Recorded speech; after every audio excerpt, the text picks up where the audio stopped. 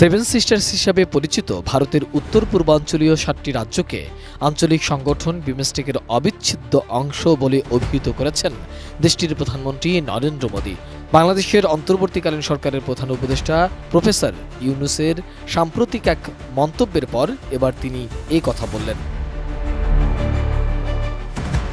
The Times of India জানিয়েছে, থাইল্যান্ডে আয়োজিত ষষ্ঠ বিমস্টেক শীর্ষ সম্মেলনের উদ্দেশ্যে রওনা দেওয়ার প্রাক্কালে মোদী বলেছেন, আঞ্চলিক সংগঠনটির কেন্দ্রস্থলে ভারতের সেভেন সিস্টার্সের অবস্থান। সম্প্রতি চীন সফরকালে কথা প্রসঙ্গে প্রধান উপদেষ্টা বলেছেন, সেভেন সিস্টার্স ভূমি বেষ্টিত একটি অঞ্চল, সাগরে যার সরাসরি প্রবেশের সুযোগ নেই।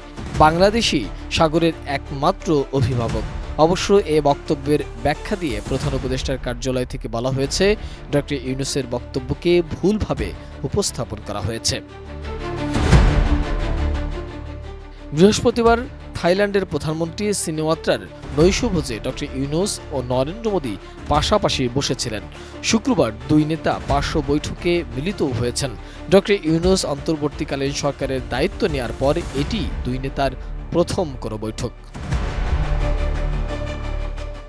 কোয়ালিটি সম্পন্ন আন্তর্জাতিক মানের CMT500W CSRM committed for better still। পৃথকভাবে বিমস্টেকের মন্ত্রী পর্যায়ের বৈঠকে ভারতীয় পররাষ্ট্রমন্ত্রী এস জয়শঙ্কর বলেছেন, উত্তর পূর্ব অঞ্চল বিমস্টেকের জন্য একটি সংযোগ কেন্দ্র হিসাবে আবির্ভূত হয়েছে এবং ভারত, মিয়ানমার, থাইল্যান্ড ত্রিপাক্ষিক মহাসড়ক সম্পন্ন হলে এ অঞ্চল প্রশান্ত মহাসাগর পর্যন্ত সংযুক্ত হবে। তিনি বলেন, এটি সত্যিকারের অর্থে গেম চেঞ্জার হবে।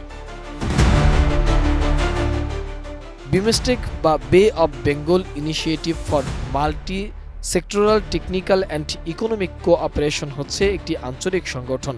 বঙ্গোপসাগর সংলগ্ন দক্ষিণ এশিয়ার 5টি ও দক্ষিণ পূর্ব এশিয়ার 2টি দেশের সমন্বয়ে এটি গঠিত হয়েছে। ব্যাংকক সম্মেলনের পর বিমস্টেকের পরবর্তী সভাপতিত্বের দায়িত্ব বুঝে নিয়েছে বাংলাদেশ। মোহাম্মদ সোহাগ বিশ্বাস, এটিএন নিউজ, ঢাকা।